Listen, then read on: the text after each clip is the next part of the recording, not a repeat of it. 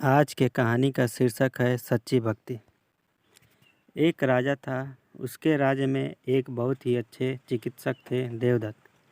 उनके हाथों में न जाने क्या जादू था कि कोई भी रोगी उनके पास से निराश होकर नहीं जाता था। राजा भी देवदत्त का बहुत सम्मान करता था। एक दिन देवदत्त ने सोचा, बहुत दिन हो गए संसार की मोह माया में रहते हुए। अब मुझे मोह माया का त्याग कर भगवान का भजन करना चाहिए, जिससे मेरा परलोक सुधरे। यह सोचकर उन्होंने संन्यास लेने का फैसला किया। जब राजा को यह समाचार मिला तो वह बहुत चिंतित हुआ। वह देवदत्त के पास गया और बोला, मैंने सुना है आपने संन्यास लेने का फैसला किया है। क्या यह उचित है? आपके वन में चले जाने के बाद लोगों का क्या होगा? इसलिए मेरी विनती है कि आप यहीं रहिए। लेकिन देवदत्त ने तो पक्का निश्चय कर लिया था। वह बोले, राजन, तुम्हारे राज्य के कामों के लिए मैं अपना परलोक नहीं बिगाड़ सकता। यदि ईश्वर की भक्ति नहीं करूँगा तो मेरी गति कैसे होगी? इसलिए मैं संन्यास तो लूँगा ही। देवदत्त का यह उत्तर सुनकर राजा निराश होकर अपने महल में लौट आया। कुछ दिनों बाद उसे समाचार मिला कि देवदत्त वन में चले गए हैं। देवदत्त तो वन चले गए, परंतु राजा के लिए एक गंभीर समस्या खड़ी कर गए। वह जानते थे कि राज्य में अन्य कोई ऐसा चिकित्सक नहीं है जो कि समस्त प्रजा के हर रोग का इलाज कर सके। इसलिए वो रात दिन इसी सोच में डूबे रहते। अन्य कोई हल न देखकर उन्होंने भगवान शिव की आराधना शुरू कर दी। उधर वन में देवदत्त तपस्वियों का सा जीवन जीने लगे और भगवान की आराधना करते रहते।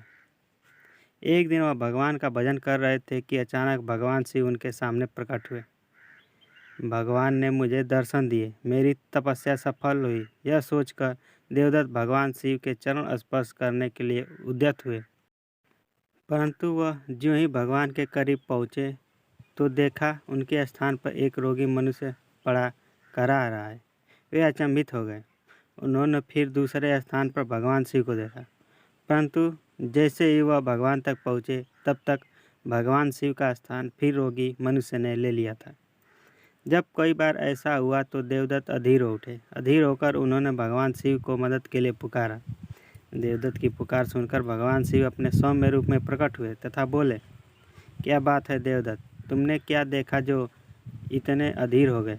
यह सुनकर देवदत्त बोला, भगवान, मैं देखता हूँ कि आप हैं, फिर देखता हूँ कि आप नहीं रोगी मनुष्य हैं। यह क्या माया है प्रभु? यह सुनकर भगवान शिव हंसे और बोले, इसमें आश्चर्य की क्या बात है? यह तो सत्य है कि मैं ही रोगी मनुष्य हूँ। मेरा वास तो सभी मनुष्यों में है। फिर तुम मेरे लिए वन वन क्यों भटकते हो? यदि मेरी सच्ची भक्ति करना चाहते हो तो अपने राज्य में वापस लौट जाओ और रोगी तथा दुखी मनुष्यों की सेवा करो। मैं सदा तुम्हारे साथ रहूँगा। यह कहकर भगवान शिव अंतर्ध्यान हो गए। भगवान शिव का उपदेश सुनकर देवदत्त को अपनी भूल समझ में आ गई। वह वापस अपने राज्य में लौट आए और फिर से बीमार व दुखी मनुष्यों की सेवा में जुट गए। तो दोस्तों, आज की यही कहानी थी।